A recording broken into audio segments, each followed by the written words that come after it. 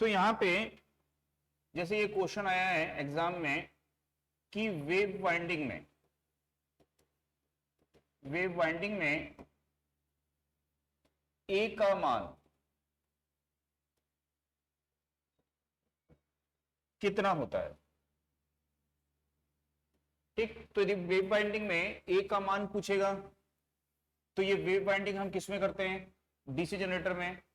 तो ए से हम किसको दर्शाते हैं, समांतर पथ की संख्या को दर्शाते हैं। तो वेव बाइंडिंग में समांतर पथ की संख्या कितनी होती है, 2। तो वेव बाइंडिंग के लिए ए का मान कितना होता है, 2 होता है। याद है, यदि बोलता है आपको कि जो वेव बाइंडिंग है ये मल्टीप्लेक्स बाइंडिंग है, तो यदि बोलता है मल्टीप्लेक्स वेव बाइंडिंग है और मल्टीप्लेक्स वेव बाइंडिंग में समांतर पथ की संख्या कितनी होती है, तो कितना लिखोगे, 2m। जहां पे m क्या कहलाता है, मल्टीप्लेक्स कहलाता है। ठीक, यदि सिंप्लेक्स है तो m का मान, यदि डुप्लेक्स है तो m का मान, और यदि ट्रिप्लेक्स है तो m का मान कितना होगा, और यदि क्वार्टरप्लेक्स है तो m का मान कितना हो जाएगा यहां पे। यदि यही क्वेश्चन लैप की जगह पूछेगा, किसमें, वेव की जगह किसमें पूछेगा, लैप वाइंडिंग। तो जो लैप वाइंडिंग होती है, इस लैप वाइंडिंग में समांतर पथ की संख्या किसके बराबर होती है, पोल की संख्या के बराबर होती है। पी का मतलब क्या हो गया, पोल की संख्या। यदि यही बोलेगा कि मल्टीप्लेक्स में समांतर पथ की संख्या कितनी होगी, तो m इंटू पी हो जाएगी। ठीक, तो ये सबको पता है। तो सेम यहां पे भी m का मतलब क्या है, मल्टीप्लेक्स है, सिंप्लेक्स, डुप्लेक्स, ट्रिप्लेक्स, 1 2 3 इस तरह से वो चलेगा यहां पे। ठीक है, तो ये क्वेश्चन पिछले बार आपको आया था एग्जाम में, टीओ में।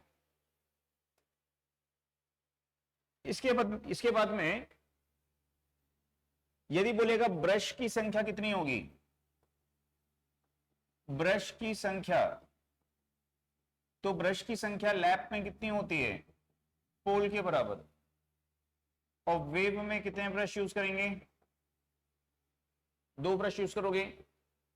यदि आपको बोलता है कि लैप वाइंडिंग का प्रयोग हम काई के लिए करते हैं, तो उच्च धारा निम्न वोल्टेज, तो उच्च धारा निम्न वोल्टेज के लिए हम लैप वाइंडिंग का यूज करते हैं। ठीक है, इसका विशेष प्रयोग किसमें किया जाता है, तो वेल्डिंग जनरेटर। तो वेल्डिंग जो जनरेटर होते हैं उसमें हम किसका यूज करते हैं, लैप वाइंडिंग का। यदि बोलेगा कि वेव वाइंडिंग है, वेव वाइंडिंग का यूज इसका उल्टा कर देना है, तो उल्टा करोगे तो क्या हो जाएगा, निम्न धारा। तो एक याद रखो, दूसरा उल्टा है, निम्न धारा और उच्च वोल्टेज के लिए इसको यूज करेंगे। तो ये आपको यहां पे याद रखना है इसमें लैप वेव बाइंडिंग में। ठीक,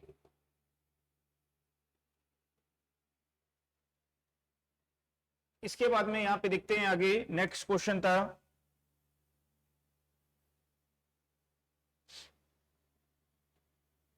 तो क्वेश्चन पूछा है कि किसी वाइंडिंग में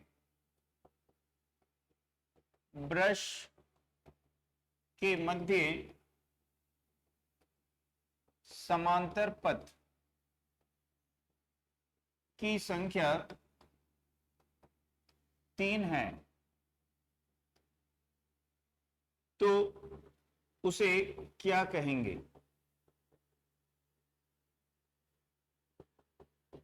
ठीक है, समांतर पथ की संख्या, ऐसे लिखना, समांतर पथ की संख्या ध्रुवों की संख्या का 3 गुना है, 3 गुना है, तो उसे क्या कहेंगे।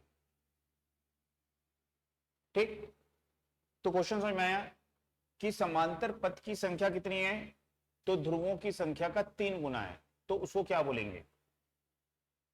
तो यदि समांतर पथ की संख्या, ये क्या है, समांतर पथ की संख्या, ध्रुव क्या है p, इसका 3 गुना है, तो क्या कहेंगे उसे, ट्रिप्लेक्स वाइंडिंग बोलेंगे।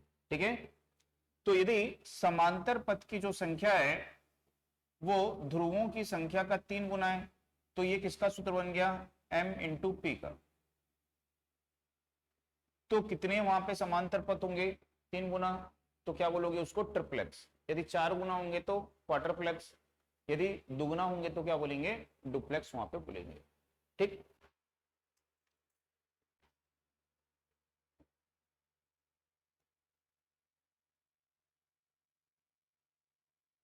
अब ये तो सिंपल क्वेश्चन है। यहाँ पे 3 फेज एसी मोटर के रोटर को, 3 फेज एसी मोटर के रोटर को किस पर स्थित करते हैं, किस पर स्थित करते हैं। तो ये तो सबको पता है, रोटर को हम किस पे लगाते हैं, शाफ्ट पर। तो रोटर को हम किस पे लगाते हैं, शाफ्ट पर। ठीक, तो यहां पे एसी मोटर में जो स्टेटर होता है, उस स्टेटर पे क्या करते हैं, वाइंडिंग। तो ये सबको पता है कि एसी मोटर में स्टेटर होता है स्थिर, और उस पे हम क्या करते हैं, 3 फेज वाइंडिंग करते हैं यहाँ पे। और रोटर होता है बीच में जो घूमता है, उसको कहाँ लगाते हैं, शाफ्ट पर। यदि बोलेगा डीसी मोटर है, तो डीसी मोटर में पोल कैसे होते हैं, यहाँ पे स्थिर, इसको कहाँ लगाते हैं, स्टेटर पर। और घूमता कौन है यहाँ पे, रोटर। रोटर यानी क्या घूमता है यहाँ पे, आर्मेचर घूमता है। ठीक, यदि बोलेगा अल्टरनेटर, अल्टरनेटर यानी प्रत्यावर्तक बोलेगा, तो जो प्रत्यावर्तक है उसमें आर्मेचर वाइंडिंग होती है स्थिर, तो ये प्रत्यावर्तक है। और घूमता कौन है यहाँ पे, तो ध्रुव घूमते हैं। ठीक, तो यहां पे ये आर्मेचर वाइंडिंग है ये, और ये ध्रुव है, और इसको क्या बोलते हो, प्रत्यावर्तक यानी अल्टरनेटर। और इसको हम क्या बोलते हैं, डीसी जनित्र, डीसी जनरेटर। इसमें ध्रुव क्या होते हैं, स्थिर, और इनको कहां लगाया जाता है, स्टेटर पर। और आर्मेचर जो है वो घूमता है। ठीक, तो यहां पे आर्मेचर को घूमने वाला भाग क्यों बनाया गया है, यहां पे आर्मेचर को स्थिर क्यों नहीं रखा गया है, तो कम्यूटेशन के कारण। किसके कारण, कम्यूटेशन। तो कम्यूटेशन को संभव बनाने के लिए ही आर्मेचर को रोटर पे लगाया गया है। यदि हम कम्यूटेटर को आर्मेचर को स्थिर कर देंगे तो फिर एसी ही उत्पन्न होगी, डीसी नहीं बन पाएगी। ठीक है, तो डीसी यदि बनाना है, कम्यूटेशन करना है ना, कम्यूटेशन करना मतलब एसी को डीसी में बदलना है, उसी को कम्यूटेशन बोलते हैं। तो उसके लिए आर्मेचर को कहां लगाना पड़ता है, रोटर पे लगाना पड़ेगा। समझ में आया?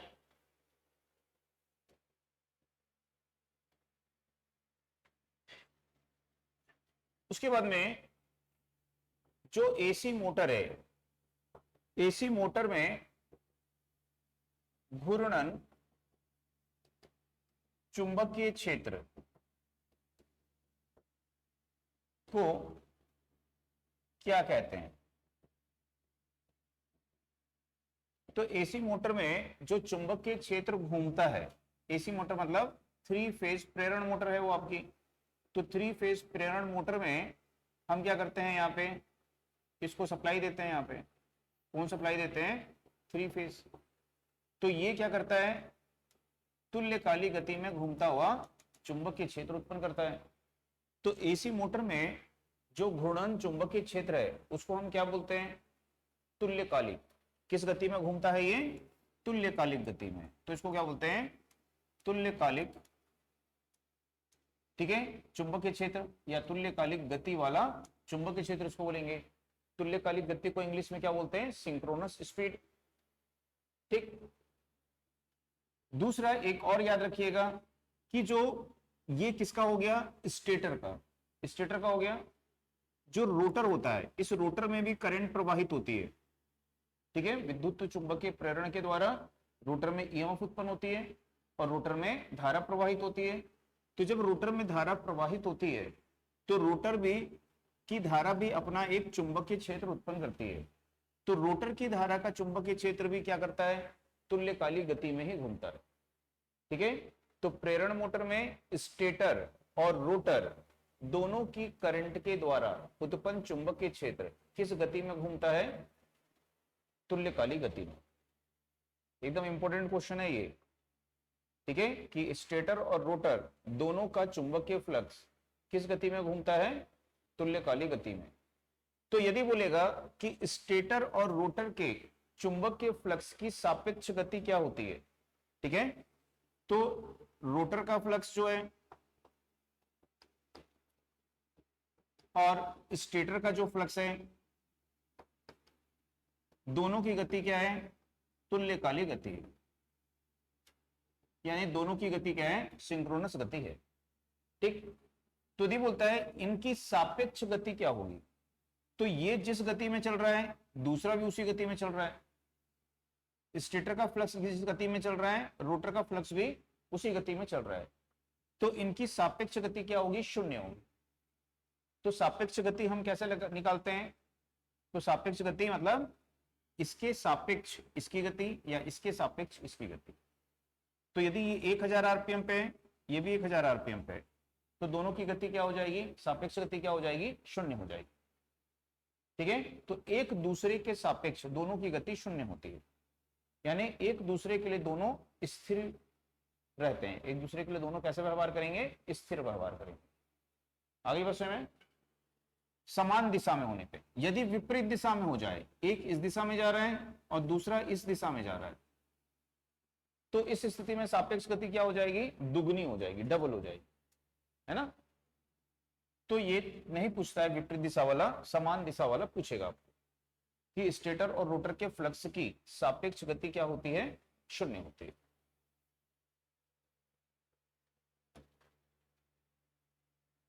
इसके बाद में 3 फेज प्रेरण मोटर में स्लिप प्रतिशत की गणना कैसे करते हैं? तो 3 फेज प्रेरण मोटर में स्लिप प्रतिशत की गणना कैसे करते हो आप? तो यदि हम देखें स्लिप किसे कहते हैं, तो स्लिप का मतलब होता है तुल्यकालिक गति और रोटर की गति, दोनों की गति का अंतर। और इसको हम किससे भाग देते हैं? तुल्यकालिक गति से। तो इसको हम क्या बोलते हैं? स्लिप बोलते हैं। ठीक है, तो मैंने आपको सब चीजें समझाई हैं। इसमें मैंने आपको पहले ये बताया था किसकी गति है? ये सिंक्रोनस फ्लक्स की गति है। ठीक है, और ये किसकी गति है? रोटर की गति है। दोनों की गति का अंतर क्या कहलाता है? स्लिप गति, स्लिप स्पीड, स्लिप गति कहते हैं इसको। किसमें व्यक्त करते हैं? किसमें व्यक्त करते हैं? चक्कर प्रति सेकंड। ये सब चीजें आपको लिखवाई गई हैं, आप लोग उसको ध्यान से नहीं पढ़ते हो। ऐसे तो क्वेश्चन आ जाते हैं ना भाई, बोलेगा कि अभी तो ये पिछले बार में ये क्वेश्चन पूछा है, इस बार पूछ दिया कि स्लिप गति क्या होती है? NS माइनस NR क्या कहलाता है? तो स्लिप गति कहलाता है। स्लिप गति को किस में व्यक्त किया जाता है? आरपीएम में, ठीक है, आरपीएस में, ऐसा दे देगा। तो चक्कर प्रति सेकंड को क्या बोलते हैं हम? आरपीएस, रिवॉल्यूशन पर सेकंड। ठीक है, एक होता है आरपीएम, रिवॉल्यूशन पर मिनट। तो इसको हम किस में व्यक्त करते हैं? आरपीएस में, चक्र प्रति सेकंड में इसको व्यक्त किया जाता है, स्लिप स्पीड को। ठीक, तो ये हो गई स्लिप स्पीड। और उसको किससे भाग देंगे? सिंक्रोनस स्पीड से। तो जब सिंक्रोनस स्पीड से उसको भाग दोगे तो क्या मिल जाएगी आपको? स्लिप मिल जाएगी। तो इसकी क्या इकाई होती है, स्लिप की इकाई क्या होती है, पूछ दिया स्लिप की इकाई क्या होती है, कोई इकाई नहीं होती है, क्योंकि ये भी आरपीएस है, ये भी आरपीएस है और ये भी आरपीएस लेंगे तो दोनों कट जाएगा ना, तो इकाई कोई नहीं रहेगी। ठीक, तो घुमाने के लिए तो ऐसे ही पूछेगा ना क्वेश्चन। दूसरा यहां पे देखिए, इससे हमको क्या मिल जाएगा, स्लिप। यदि आपको क्या पूछा है, प्रतिशत स्लिप, तो प्रतिशत स्लिप निकालने के लिए क्या करोगे, इसको 100 से गुणा करोगे, तो ये प्रतिशत स्लिप का सूत्र आपका बन जाएगा। ठीक, या फिर पूछ सकता है कि रोटर की गति का सूत्र क्या है, तो रोटर की गति का सूत्र हम ऐसा बना सकते हैं 1 माइनस स्लिप। तो ये प्रतिशत स्लिप नहीं है, ये सिर्फ क्या है, स्लिप है। समझ में आया? तो यदि बोलता है कि स्लिप का मान, ये जो स्लिप है, इस स्लिप का मान 1 है, स्लिप का मान यदि 1 है तो क्या होगा, मोटर रुकी हुई अवस्था में रहेगी, है ना। यदि पूछ दिया स्थिर अवस्था में स्लिप का मान कितना होता है, स्थिर अवस्था को ही बोला जाता है स्टैंड स्टिल कंडीशन। तो यदि बोला कि स्टैंड स्टिल कंडीशन में स्लिप का मान कितना होता है, तो स्टैंड स्टिल कंडीशन में स्लिप का मान क्या होता है, 1, क्योंकि स्लिप 1 रख दोगे तो दोनों का अंतर क्या हो जाएगा, 0। 0 से गुणा करोगे तो रोटर की गति क्या हो जाएगी, तो रोटर की गति 0 मतलब रोटर रुका हुआ है। तो स्थिर अवस्था में स्टैंड स्टिल कंडीशन में स्लिप का मान क्या होता है, 1 होता है।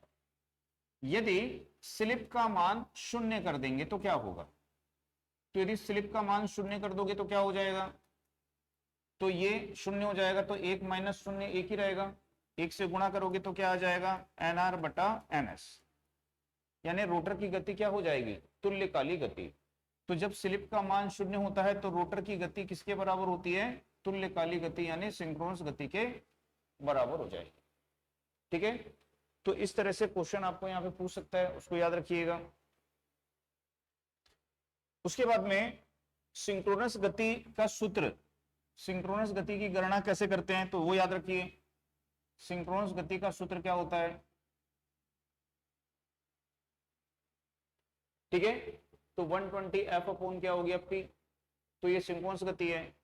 अब इसमें आपको ऐसे क्वेश्चन पूछ सकता है कि मान लो आपको दिया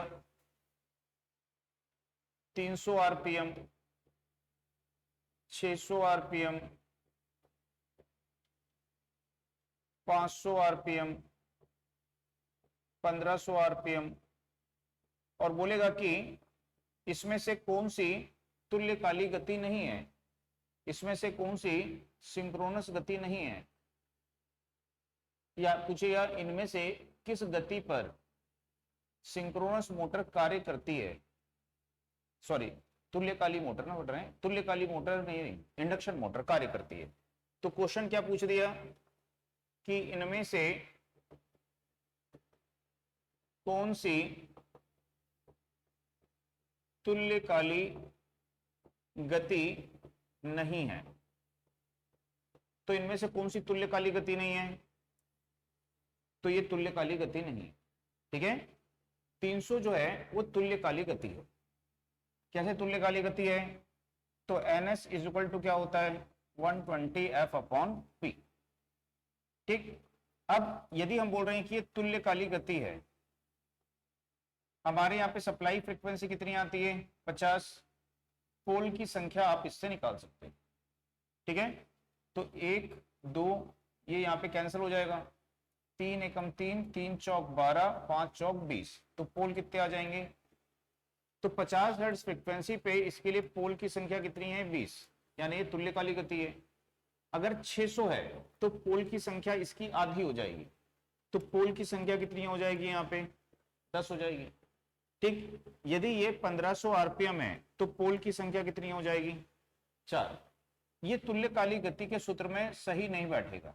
ठीक है, तो यदि आप 500 आरपीएम लिखोगे यहाँ पे 120 गुणित 50 बटा क्या करोगे, पोल की संख्या, तो इसको 50 से भाग दे दोगे तो कितना आ जाएगा, ये 10 आ रहा है, ये 50 से भाग देंगे तो कितना आ गया, 10 आ गया, 10 से भाग देंगे तो कितना आ गया, 12, ये भी सही आ गया। तो ऐसी कुछ वैल्यू देगा, जैसे मान लो 400 दे देगा ऐसे, ये तो सही बैठ गया है। मान लो ऐसा 400 दे देगा, तो 400 यदि दे देगा तो भी वो भी आ जाएगा क्या, 400 भी आ जाएगा।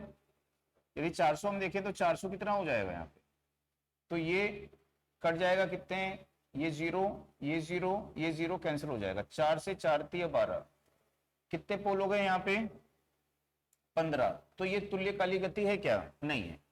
तो 400 आरपीएम जो है ये तुल्यकाली गति, क्योंकि पोल जो है वो कभी भी विषम संख्या में नहीं होते हैं। तो क्वेश्चन ऐसे ही बनाएगा, है ना, कि यदि बोल दिया 300 आरपीएम, 600 आरपीएम, 400 आरपीएम, 1500 आरपीएम, और इसमें से कौन सी तुल्यकाली गति नहीं है, तो कौन सी तुल्यकाली गति नहीं है, 400 आरपीएम।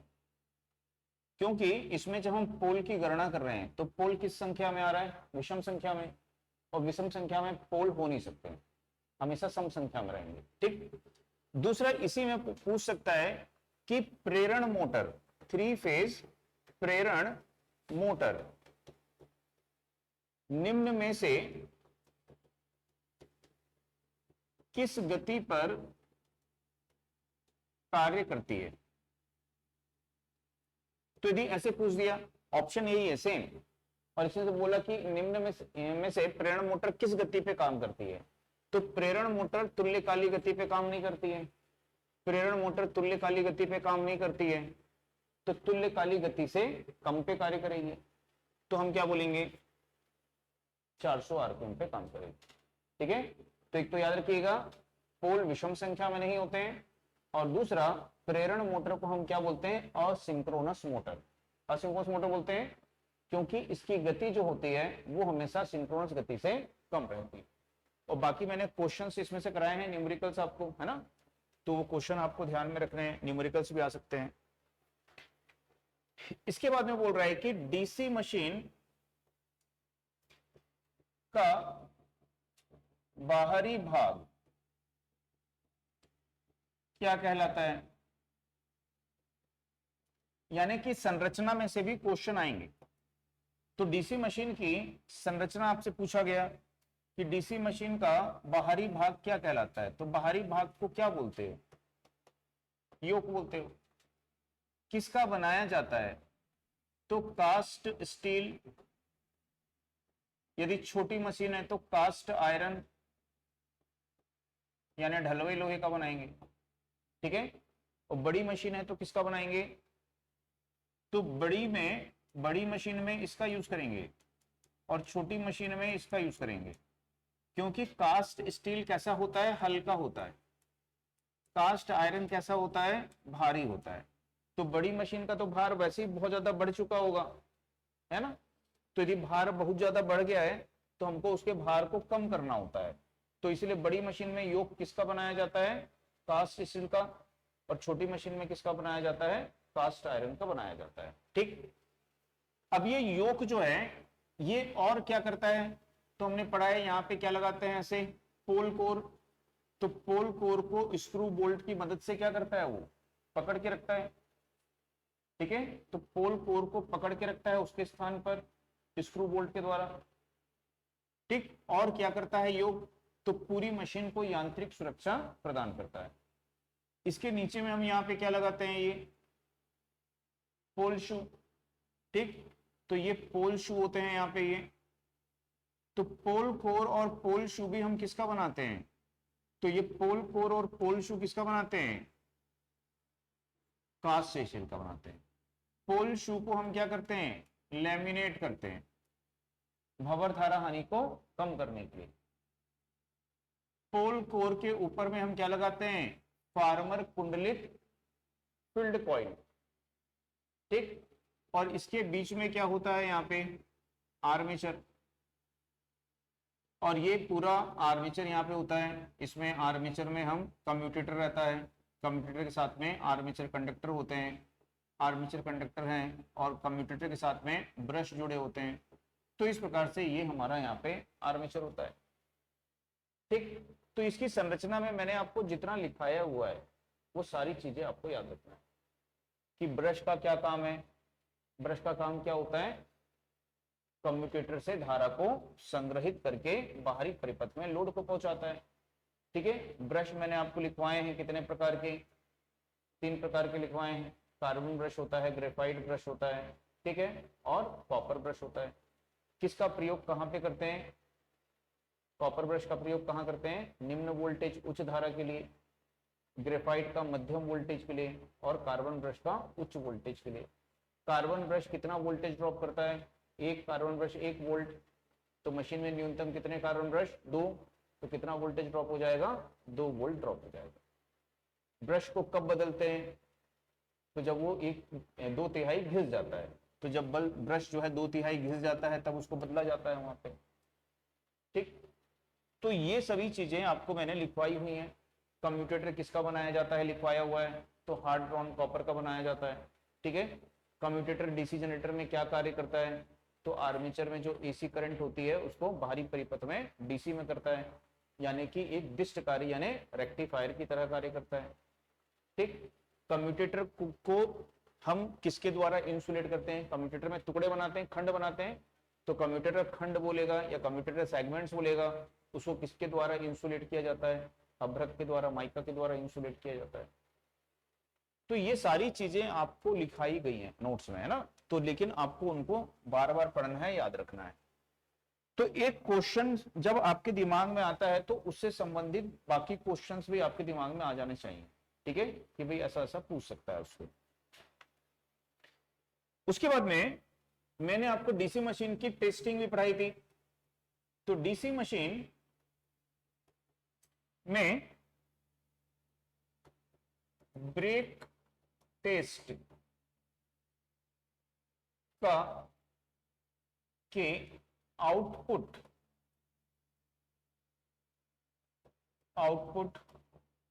पावर की गणना कैसे करते हैं? तो ब्रेक टेस्ट में हम आउटपुट पावर की जो गणना है वो आउटपुट पावर की गणना कैसे करते हैं, ठीक। तो ब्रेक टेस्ट होता क्या है? तो ब्रेक टेस्ट में हम क्या करते हैं कि इस प्रकार से एक लेते हैं शाफ्ट लिए, मोटर का शाफ्ट है ये, और मोटर के शाफ्ट पर हम क्या लगाएंगे? पुली। कुएं से पानी खींचते हैं रस्सी से, वो पुली होती है, वो वाली पुली लगाएंगे, और उस पुली में हम क्या करेंगे? ऐसे रस्सी को बांध देंगे। तो पुली का जो ग्रूव होता है, उसका जो खांचा होता है, उसके अंदर से ऐसे रस्सी जा रही है, ठीक है। ये क्या है? मोटर का शाफ्ट है। इस शाफ्ट पर क्या लगा दी है? पुली लगा दी, और पुली के ऊपर से क्या जा रही है? रस्सी यानी रोप जा रही है, ठीक। अब इस रस्सी में क्या करेंगे? जो एक मीटर होता है, इसको बोलते हैं स्प्रिंग बैलेंस मीटर। तो इसको कौन सा मीटर बोलते हैं? स्प्रिंग बैलेंस यानी संतुलन, स्प्रिंग। इसको हिंदी में लिखेंगे तो क्या बोलोगे? कमानी संतुलन। यदि हिंदी में लिखेंगे तो कमानी संतुलन, यानी स्प्रिंग बैलेंस उसको बोलते हैं, ठीक है। तो स्प्रिंग बैलेंस को लगा देंगे। ये क्या मापता है? भार को मापता है, ठीक है। और दूसरा, यहां पे हम क्या करेंगे? जो अलग से वुडन ब्लॉक इसको बोलते हैं, वुडन ब्लॉक यानी लकड़ी के भारी ब्लॉक को इसके ऊपर लटकाते जाएंगे, या आपके पास वुडन ब्लॉक नहीं है तो दूसरा भार आप यहां पे लटका सकते हो, ठीक। तो एक भार हो गया आपका ये, दूसरा ही हो गया ये। अब मोटर आपकी इस दिशा में घूम रही है, आर्मेचर इस दिशा में घूम रहा है। यदि आर्मेचर ऐसे घूम रहा है, आप उसके ऊपर से रस्सी डाल के दोनों तरफ से दबाओगे तो क्या होगा? आप उसको रोकने की कोशिश कर रहे हो, तो आप उस पर क्या लगा रहे हो? ब्रेक लगा रहे हो। तो आप उसके ऊपर ब्रेक लगा रहे हो। तो जब हम यहाँ पे भार को टांगते हैं तो एक तो भार ये दर्शाएगा आपको, तो इसको मान लो ये है S2, और दूसरा भार आप यहां पे टांग रहे हो, और ये भार क्या है आपका? S1, ठीक है। तो यहां पे इसकी जो आउटपुट पावर है, वो आउटपुट पावर हम कैसे गणना करते हैं? तो इसकी जो आउटपुट पावर होती है उसकी गणना की जाती है यहां पे कि इन दोनों भार का अंतर, इन दोनों भार का क्या होगा? अंतर। तो ये जो भार होते हैं, ये भार किस में होते हैं? किलोग्राम में होते हैं, और इन भार को हम किस में बदलते हैं, न्यूटन में बदलते हैं। तो न्यूटन में बदलने के लिए इसको हम क्या करते हैं, 9.81 से इसको गुणा करते हैं, ठीक। और दूसरा ये हो जाती है इसकी त्रिज्या, तो पुली की क्या है, ये त्रिज्या है, तो ये इसका क्या हो जाता है, यहाँ पे सूत्र होता है। तो इस सूत्र से हम क्या कर सकते हैं, इसकी आउटपुट पावर की गणना यहाँ पे कर सकते हैं। बात समझ में आ गई। तो ये सूत्र यहाँ पे होता है, इससे आप इसकी आउटपुट पावर की गणना को कर सकते हैं। तो यदि आउटपुट पावर बोलेगा, तो आउटपुट पावर यदि बोलेगा तो आउटपुट पावर में इसके साथ में हमको क्या करना पड़ेगा, 2 पाई एन से गुणा करना पड़ेगा। किससे गुणा करना पड़ेगा, 2 पाई एन। तो इसको गुणा करना पड़ेगा 2 पाई एन से। तो ये इसकी क्या होगी, आउटपुट पावर होगी। तो यदि डीसी मशीन में देखो, सबसे पहले आपको क्या क्या याद रखना है इसमें, एक तो आपको याद रखना है कि जो ब्रेक टेस्ट है, ठीक है, ये कैसी विधि है। तो ये जो है एक डायरेक्ट टेस्ट मेथड है। डायरेक्ट टेस्ट मेथड को क्या बोलोगे, प्रत्यक्ष परीक्षण विधि है। तो ब्रेक टेस्ट कैसा टेस्ट होता है, डायरेक्ट टेस्ट मेथड होता है, प्रत्यक्ष परीक्षण विधि होती है। डायरेक्ट का मतलब होता है कि इसमें हम सीधा आउटपुट पावर की गणना कर रहे हैं, ठीक है, बिना अन्य लॉस वगैरह की गणना किए, तो इसलिए बोलते हैं इसको डायरेक्ट टेस्ट मेथड है। दूसरा याद रखना है कि किस मशीन में करोगे, तो छोटी डीसी मशीन में करोगे, ठीक है। अब वो छोटी डीसी मशीन जो है वो शंट भी हो सकती है या फिर वो सीरीज भी हो सकती है, कोई भी मशीन हो सकती है, तो जरूरी नहीं है शंट हो या सीरीज हो। तो ब्रेक टेस्ट हम किसमें करेंगे, छोटी डीसी मशीन, चाहे वो शंट हो चाहे वो सीरीज है। दूसरा, इस टेस्ट के द्वारा हम क्या ज्ञात करते हैं, तो मोटर की आउटपुट पावर। मोटर की आउटपुट पावर का मतलब क्या होता है, तो मोटर की आउटपुट पावर का मतलब होता है शाफ्ट पावर। शाफ्ट पावर हम ज्ञात करते हैं, ठीक है। और शाफ्ट पावर को ही हम क्या बोलते हैं, ब्रेक हॉर्स पावर बोलते हैं। तो ब्रेक हॉर्स पावर किसको बोलते हैं, शाफ्ट पावर को ही बोलते हैं, ठीक है। तो ब्रेक हॉर्स पावर का मतलब होता क्या है, वह पावर जो उपयोगी कार्य करने के लिए शाफ्ट पर उपलब्ध होती है, उसको हम क्या बोलते हैं, ब्रेक हॉर्स पावर बोलते हैं, ठीक। तो ये आउटपुट पावर की गणना यदि बोलेगा किस सूत्र से करोगे, तो इस सूत्र से हम आउटपुट पावर की गणना करेंगे। तो जहां पे आर क्या है, तो आर इसकी क्या है, त्रिज्या है। तो पुली की क्या हो गई, त्रिज्या हो गई 9.81, दोनों भार का अंतर, सुन रहे हो यहां पे 9.81 दोनों भार का अंतर, पुली की त्रिज्या और 2 पाई एन। यदि बोलेगा शाफ्ट टॉर्क, शाफ्ट टॉर्क की गणना कैसे करेंगे, तो आपको याद रखना है कि पावर बराबर होता है टॉर्क गुणित ओमेगा। बात समझ में आ गई। तो यदि टॉर्क हमको निकालना है तो क्या लिखेंगे, पावर बटा ओमेगा। तो ये जो पावर का सूत्र है उसको ओमेगा से भाग दे दोगे, तो ओमेगा का मान होता कितना है, 2 पाई एन होता है ना। मोटर के लिए ओमेगा का मान कितना होता है, कोणीय वेग बोलते हैं इसको, और इसका मान मोटर में कितना होता है, 2 पाई एन होता है। तो यदि इसको हम 2 पाई एन से भाग दे देंगे तो कितना आ जाएगा, 9.81 S1 माइनस S2 या S2 माइनस S1, और गुणित क्या आ जाएगी, ठीक। तो पावर आएगी तो वॉट में आएगी, पावर की इकाई वॉट होती है, और टॉर्क की इकाई क्या होती है, न्यूटन मीटर होती है। तो ये आपको यहां पे ध्यान में रखना है। तो समझ में आ गया, क्योंकि इसी में दूसरा क्वेश्चन ये आया था। दूसरा क्वेश्चन ये है, तो दूसरा क्वेश्चन क्या है, ब्रेक टेस्ट को कौन सा टेस्ट कहते हैं। तो ब्रेक टेस्ट को क्या बोलते हैं, डायरेक्ट टेस्ट मेथड। एक ही मेथड है जिसको हम डायरेक्ट टेस्ट मेथड बोलते हैं, ठीक है। किस टेस्ट को पुनर्जनन टेस्ट कहते हैं, पुनर्जनन रीजनरेटिव किसको बोलते हैं, कौन सा टेस्ट है वो, हॉपकिंसन टेस्ट, ठीक है। तो इस बार ऐसे भी पूछ सकता है कि पुनर्जनन पुनर्जनन, ठीक है, टेस्ट, पुनर्जनन को इंग्लिश में बोलोगे रीजनरेटिव, कि रीजनरेटिव टेस्ट किसको बोलते हैं? तो रीजनरेटिव टेस्ट को ही हम क्या बोलते हैं? Back to back test, back to back test, या क्या बोलते हैं इसको? Hopkinson test. तो जो हॉपकिंसन है, हॉपकिंसन टेस्ट को हम क्या बोलते हैं यहाँ पे? पुनर्जनन टेस्ट बोलते हैं, ठीक है। तो इसमें मैंने बताया है किस मशीन में करते हैं ये टेस्ट? शंट मशीन में। इसमें हमको कितनी शंट मशीन की आवश्यकता होती है? 2 शंट मशीन की। दोनों शंट मशीनें कैसी होनी चाहिए? आइडेंटिकल होनी चाहिए। आइडेंटिकल यानी समान होनी चाहिए, सम्मित होनी चाहिए, ठीक है। दोनों मशीनों को क्या करते हैं? यांत्रिक रूप से कपल कर देते हैं। दोनों मशीनों को यांत्रिक रूप से कपल कर देते हैं। और एक मशीन को हम कैसे यूज कर रहे हैं? मोटर के समान, और दूसरी को, तो मोटर का आउटपुट जनरेटर के लिए क्या हो गया? इनपुट, और जनरेटर का आउटपुट मोटर के लिए क्या होता है? इनपुट होता है, ठीक।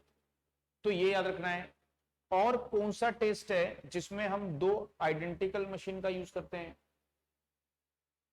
यदि ऐसे पूछ दिया इनमें से किस टेस्ट में 2 आइडेंटिकल शंट मशीन का यूज करते हैं, तो कौन सी है टेस्ट है? हॉपकिंसन। यदि पूछा इनमें से किस टेस्ट में 2 आइडेंटिकल सीरीज मशीन का यूज करते हैं, तो कौन सा टेस्ट है वो? Field test. फील्ड टेस्ट पढ़े हो ना? फील्ड टेस्ट को क्या बोलेंगे? क्षेत्र परीक्षण। तो फील्ड टेस्ट में हम क्या करते हैं? 2 आइडेंटिकल श्रेणी मोटर का प्रयोग करते हैं। तो फील्ड टेस्ट किसके लिए होता है? श्रेणी मोटर के लिए। और इसमें जो मोटर यूज करते हैं वो कैसी होनी चाहिए? आइडेंटिकल। आइडेंटिकल यानी कैसी होनी चाहिए? समान होनी चाहिए, या सम्मित होनी चाहिए बोल सकते हो, समान होनी चाहिए। उनकी power rating, current rating, voltage rating सभी क्या होनी चाहिए? समान होनी चाहिए, ठीक। किस टेस्ट के द्वारा हम स्ट्रे हानि ज्ञात करते हैं? मशीन की स्ट्रे हानि ज्ञात करते हैं। किस टेस्ट का प्रयोग स्ट्रे हानि ज्ञात करने के लिए करते हैं? रिटार्डेशन,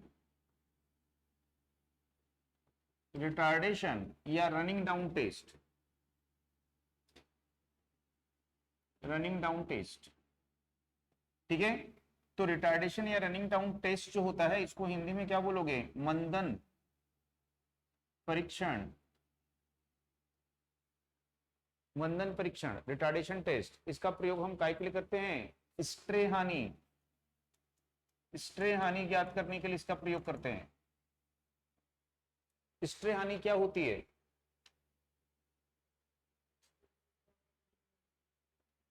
स्ट्रे हानि क्या होती है? हिस्टेरिसिस लॉस और, गलत,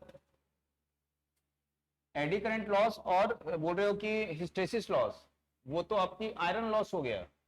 ये स्ट्रे हानि होती है लौह हानि, आयरन लॉस, और चुंबकीय हानि, सॉरी यांत्रिक हानि, या इसको बोलेंगे चुंबकीय हानि। चुंबकीय हानि यानी मैग्नेटिक लॉस, और मैकेनिकल लॉस यानी कि यांत्रिक हानि। इन दोनों का योगफल क्या होता है? स्ट्रे हानि होती है। चुंबकीय हानि को ही हम क्या बोलते हैं? लौह हानि। किस हानि को?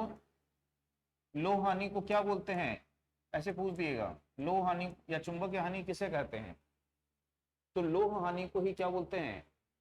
Iron loss. आयरन लॉस को ही हम क्या बोलते हैं? चुंबकीय हानि बोलते हैं, ठीक है। उसी को कोर लॉस, कोर लॉस बोलते हैं। तो core loss, iron loss, magnetic loss, तीनों एक ही हैं। तो इस तरह से आपको क्वेश्चंस यहां पे ध्यान में रखने हैं। तो फिर आएगा तो फिर एक बार और रिवीजन कराएंगे। जितने बार क्वेश्चन आएगा उतने बार आपको एक बार रिवीजन कराते जाएंगे उससे संबंधित प्रश्नों के, ठीक। इस प्रकार से जोड़ दिया आपको ऐसा।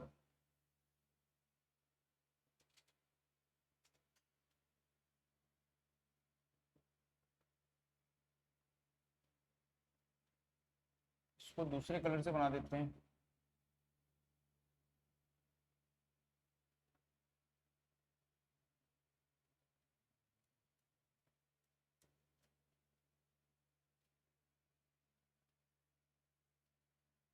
ठीक है, मैं थोड़ा गैप कर रहा हूं जिससे आप लोगों को समझ में आए, पर गैप नहीं रहता है, ये सब एक साथ जुड़े हुए होते हैं ऐसे। ठीक है, तो इस प्रकार से पूछा कि ये किस प्रकार का जोड़ है। प्लेन टेप जोड़, क्या बोलेंगे इसको? प्लेन टेप जोड़ या सादा टेप जोड़, दो मात्रा आएंगे भाई, टेप जोड़। ठीक है, तो जोड़ का पहचान क्या पूछ रहा है आपसे? जोड़ कितने प्रकार के होते हैं, उनको पहचानना कैसे है? तो उनकी पहचान जो है वो आपको यहां पे रखनी है। ठीक, तो जोड़ की पहचान आपको यहां पे रखनी है। तो जोड़ की पहचान आपको याद रखनी है। कैसा जोड़ है ये? प्लेन टेप जोड़ इसको यहां पे बोलेंगे। ठीक, अब यदि इस प्रकार से कोई जोड़ है, जैसे ये, अब बहुत सारे जोड़ हैं, ये आप लोग की आईटीआई की बुक में है जोड़, सबके पास है ना बुक? बुक है सबके पास आईटीआई की, तो आप लोग देख लोगे जोड़ उसमें से। पहचानना है। इसके बाद में देखिए यहां पे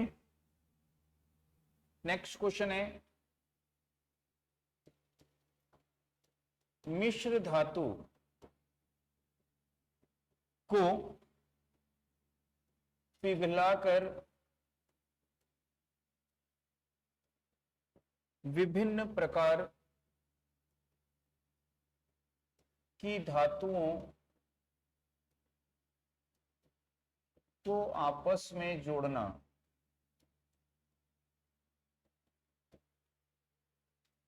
की प्रक्रिया क्या कहलाती है?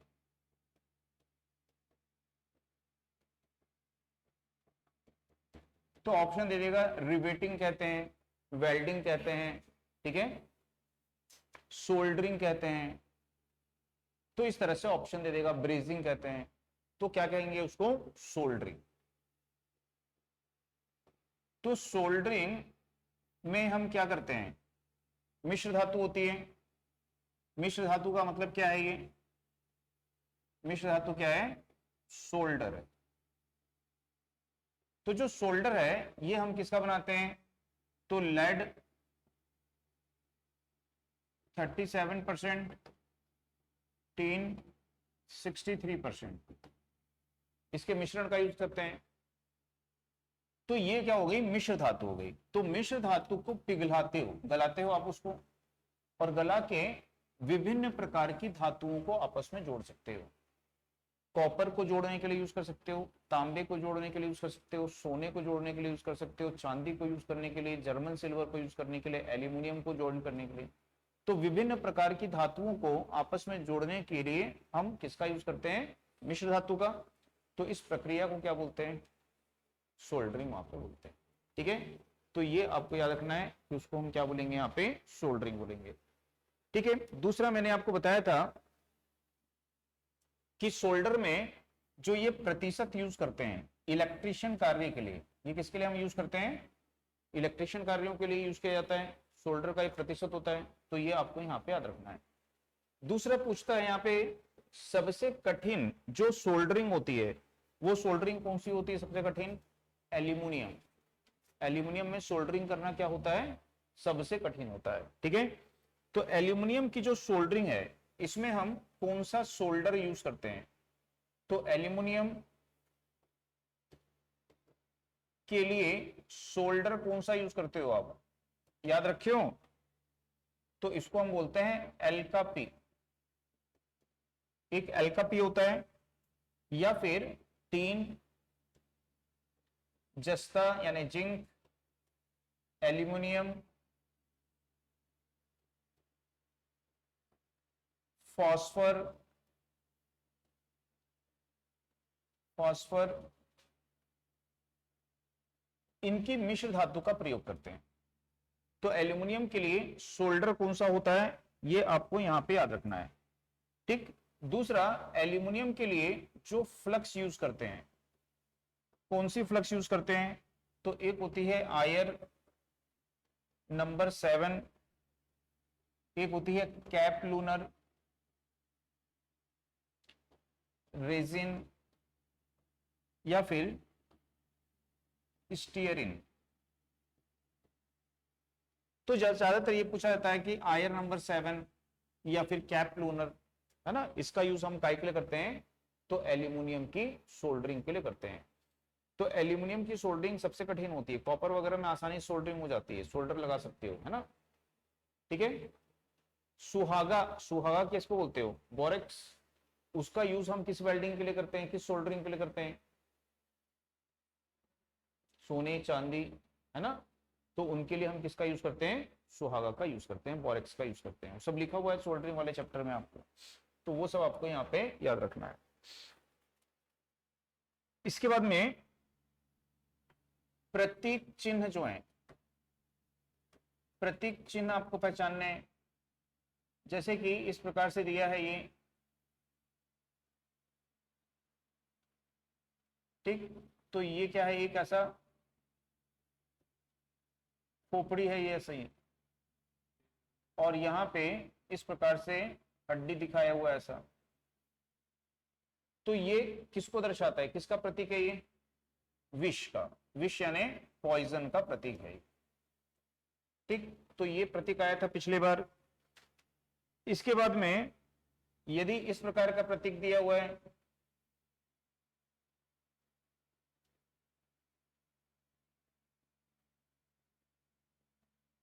तो ये किसका प्रतीक है?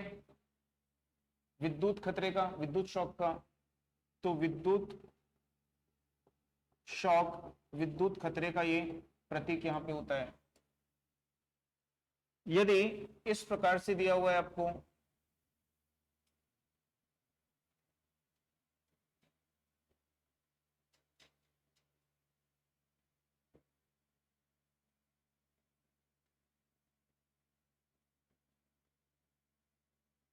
ठीक है, और इस प्रकार से ऐसा दिया हुआ है ये, तो ये किसका प्रतीक होता है यहाँ पे? विस्फोट, ठीक है। तो एक्सप्लोजन इसको बोलते हैं, विस्फोट का, तो इसको बोलते हैं रिस्क ऑफ एक्सप्लोजन, यानी विस्फोट का भय।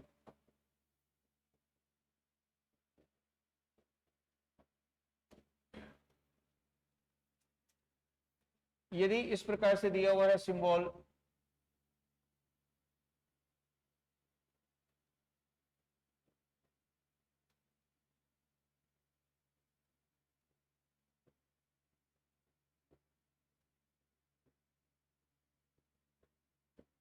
तो ये क्या दर्शाता है आपको? रेडियो धर्मिता, रेडियो धर्मिता यानी रेडियो एक्टिव, रेडियो एक्टिव। तो रेडियो एक्टिव जहां रेडिएशन वगैरह होते हैं उसको दर्शाता है। यदि आपको प्रतीक जो है इस प्रकार से दिया हुआ है,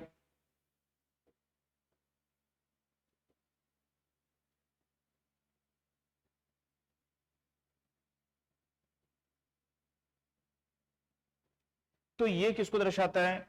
नॉन आयोनाइजेशन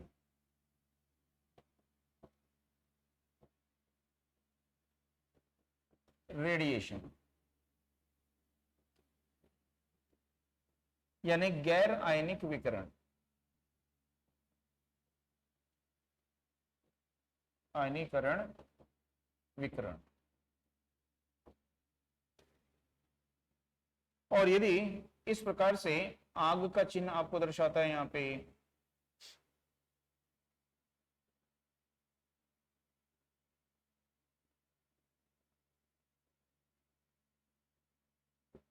ठीक है, तो ये किसका दर्शाता है? उच्च ज्वलनशील, हाईली फ्लेमेबल, यानी कि उच्च ज्वलनशील। तो इसके भय को ये यहां पे दर्शाता है। तो इस तरह से जो आपके ये प्रतीक हैं, ठीक है, तो जैसे यहां पे देखिए, है ना, ये आदमी क्या है, गिरते हुए दिखा रहा है, तो ये क्या है, कॉशन स्लिपरी सरफेस, यानी कि सावधान, नीचे जो है स्लिप होने वाली सतह है। ठीक है, यहां पे इस तरह का जो सिंबल है वो क्या बोल रहा है, कॉशन कोरोसिव सब्सटेंस। तो यहां पे जो है ऐसा पदार्थ है जिसके कारण कोरोजन होता है, यानी कि क्षरण वगैरह होता है। ठीक है, ये क्या शो कर रहा है, लो हेड रूम। जो हेड रूम है वो कैसा है, यहाँ पे लो है। ये सीढ़ी के लिए बता रहा है कि सावधान, सीढ़ी है ना, स्लिप, गिर सकते हो, आसानी से उतरिए, सावधानी से उतरिए। ये किसका संकेत है, यहाँ पे यही पिछले बार आया था, पॉइजन का है ये। ठीक, ये किसका सिंबल है, जैसे ये सर्कल जैसा है और सर्कल के ऊपर में आग दिख रही है, तो इसको कहेंगे वार्निंग ऑक्सीडाइजिंग मटेरियल, कि ये जो मटेरियल है इसमें क्या होगा, ऑक्सीकरण वाला मटेरियल है ये। ठीक, इसी तरह से वार्निंग ओवरहेड रोड, तो ये किसको दर्शा रहा है कि कोई क्रेन से ऐसे सामान लेके जा रहा है, तो वार्निंग क्या बोल रहा है, ओवरहेड लोड है यहाँ पे। ठीक है, तो ओवरलोड यहाँ पे है, ओवरहेड लोड से यहाँ पे सर के ऊपर में क्या है, आपके लोड लटका हुआ है। यहाँ पे फ्रॉक लिफ्ट को बता रहा है, कॉशन फ्रॉक लिफ्ट है यहाँ। सीसीटीवी है तो सबको पता है, ये सावधानी कॉशन को बता रहा है, ये रेडिएशन को बता रहा है ना, और ये क्या बोल रहा है, ट्रिप हजार्ड है, यानी कि ठोकर खा के आप क्या कर सकते हो, वहां पे गिर सकते हो। ठीक, तो इस तरह के जो संकेत हैं, ठीक है, इस तरह के संकेत जो है, सिंबल हैं, वो आपको यहाँ पे ध्यान में रखने हैं।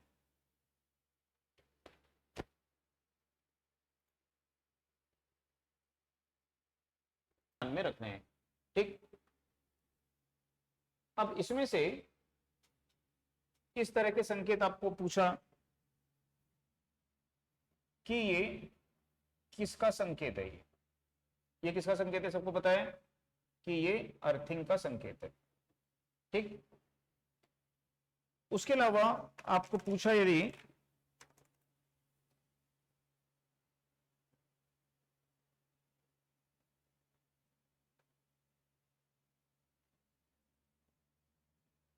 कि ये किसका आरेख है, तो ये किसका आरेख है, सर्किट ब्रेकर का।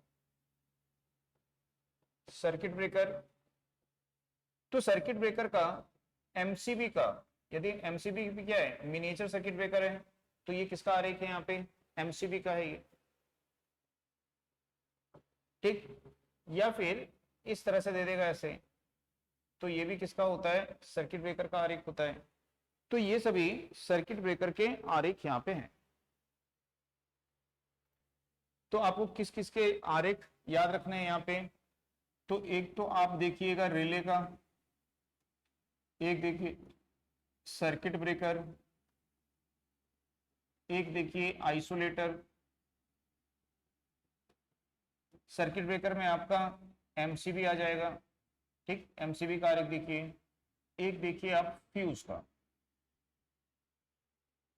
ठीक, जो कि दैनिक जीवन में सबसे ज्यादा प्रयोग में आएंगे, जब आप प्लांट में काम करोगे या कहीं पे काम करोगे तो सबसे ज्यादा इसके आएंगे। अर्थिंग का तो सबको पता ही है ना, अर्थिंग का संकेत क्या होता है।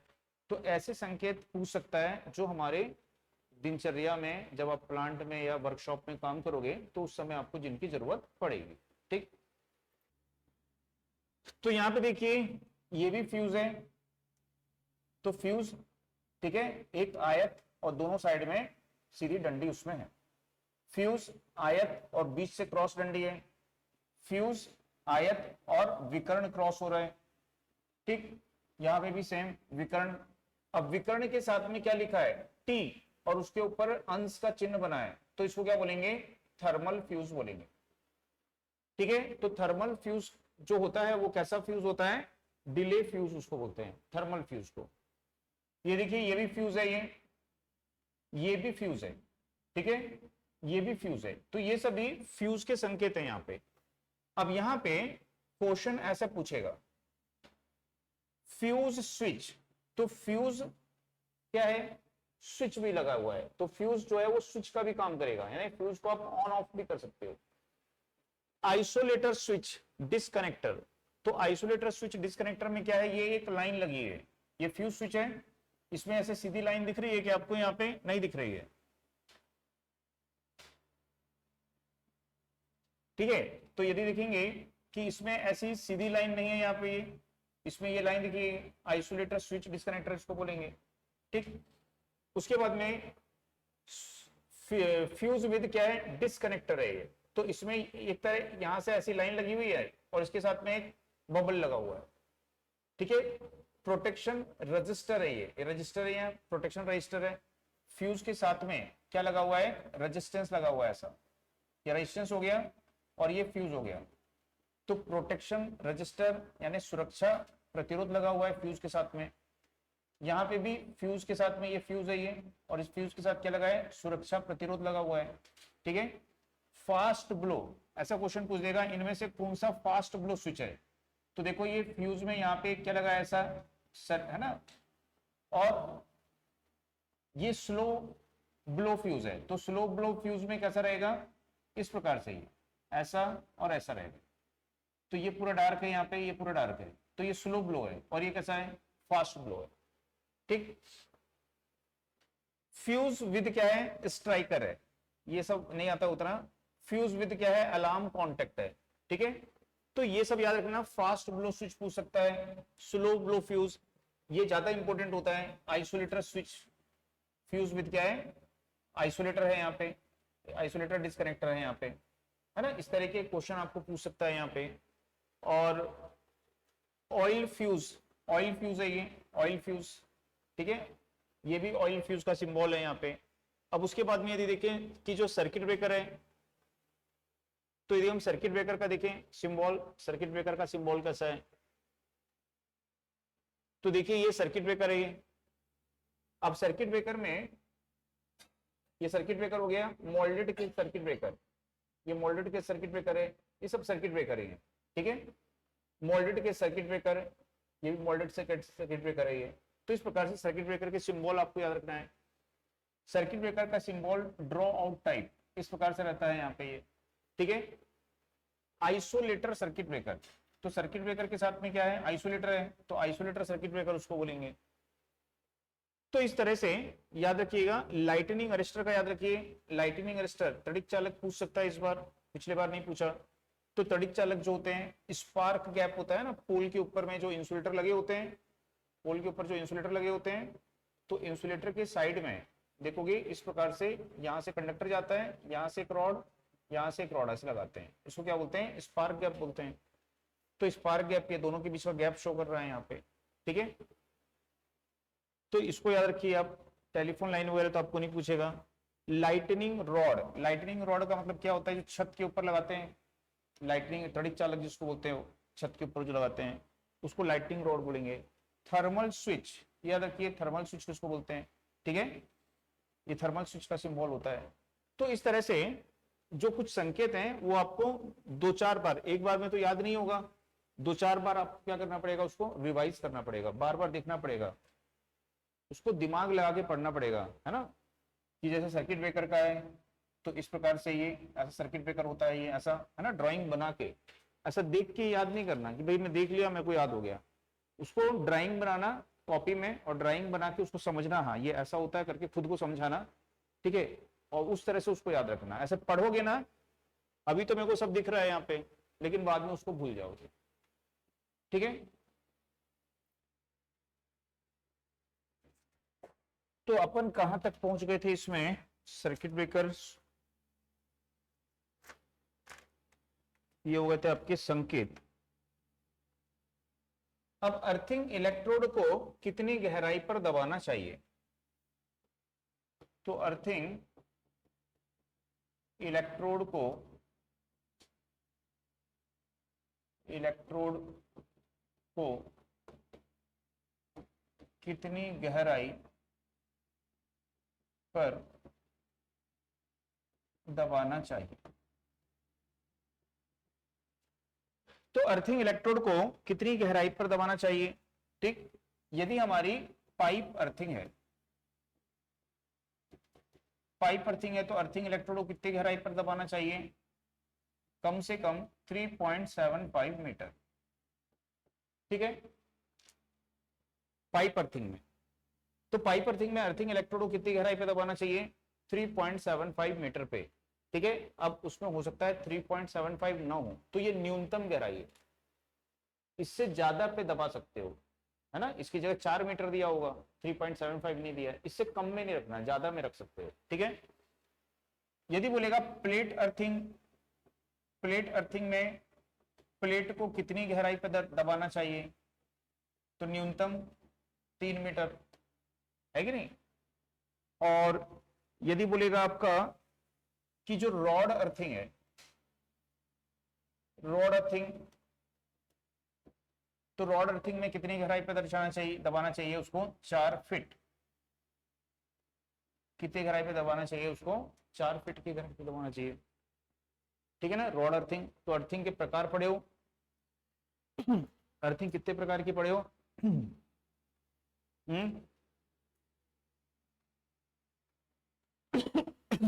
Pipe earthing, plate earthing, rod earthing, water tape earthing और स्ट्रिप अर्थिंग, ठीक है।